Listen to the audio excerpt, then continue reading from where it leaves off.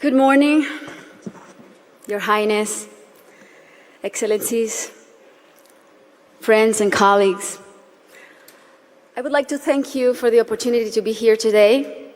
It's also an honor to join forces with Educated Child, an organization led by a woman who is an amazing role model, a woman who has shown such relentless dedication to getting every child in school.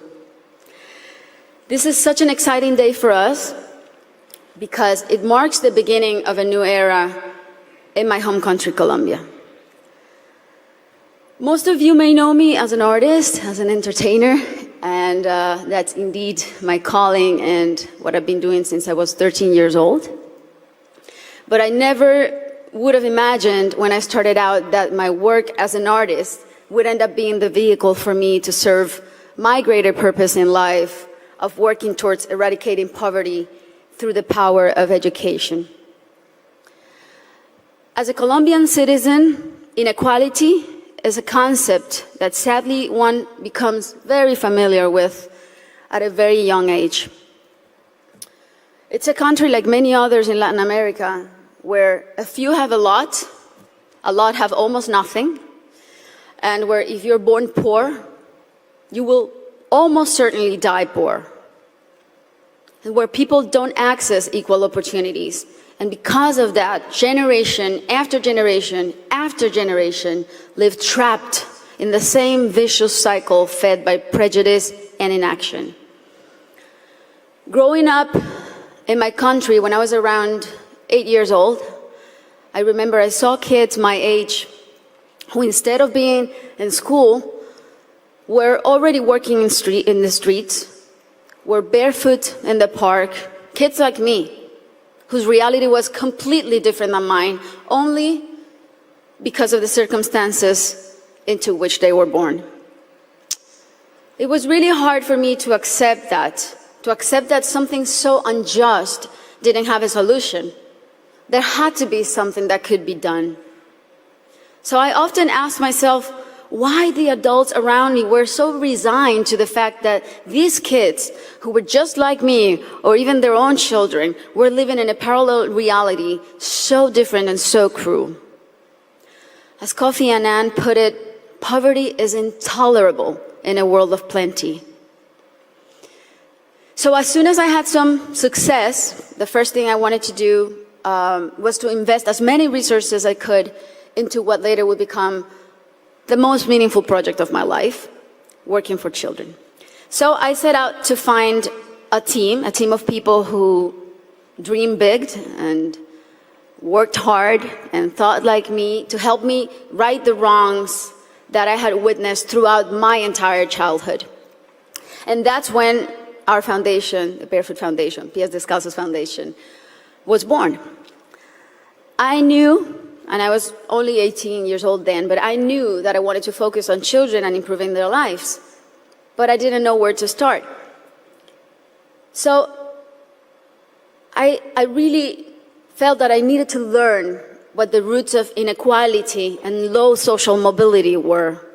So I decided to study the reasons why children were working in the streets, or why some children were being recruited by the violent organizations like the paramilitary or the guerrillas. Why were so many children suffering from chronic malnutrition? And I realized that most of the issues that children face in my country had and have a common denominator: the lack of access to quality education. To me, it became crystal clear that education was the surest way to give all of these kids the best fighting chance of improving their circumstances in life, because education is the great equalizer. When I started building schools in Colombia, we chose the most remote areas where there was literally nothing, no infrastructure, no paved roads, no electricity, no potable water. And we decided to build in those places, but not only build schools, but state-of-the-art schools. Schools with comprehensive models that included ECD programs, school feeding programs, parent and teacher training.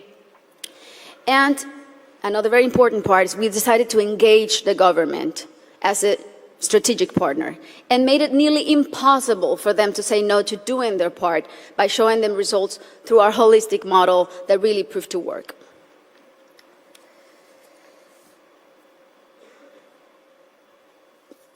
We noticed that as soon as a school is built in those places, everything is transformed.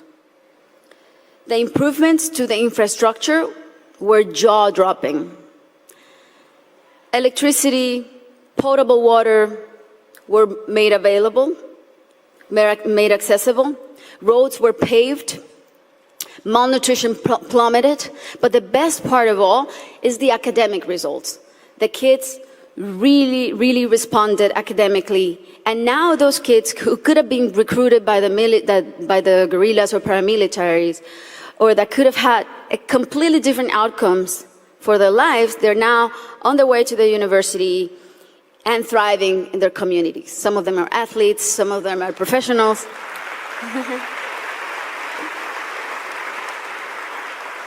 That's why it really is a thrill to work for education. That's why I'm so passionate about it, because I've really seen results that are as palpable as this podium. And seeing all these success stories that have a name and a last name has been one of the most rewarding things I've done in my lifetime, even more so than winning Grammys, I think. Now,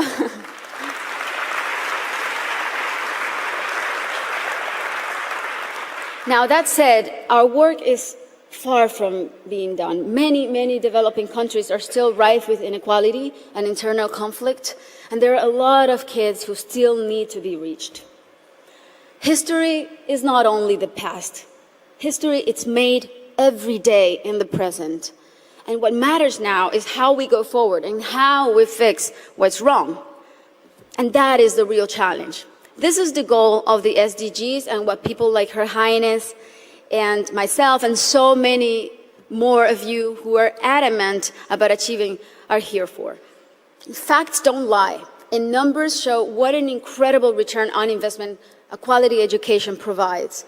For instance, if all students in low-income countries left primary school with basic reading skills, 171 million people could be lifted out of poverty. Systemic change often begins from the bottom up rather than the top down.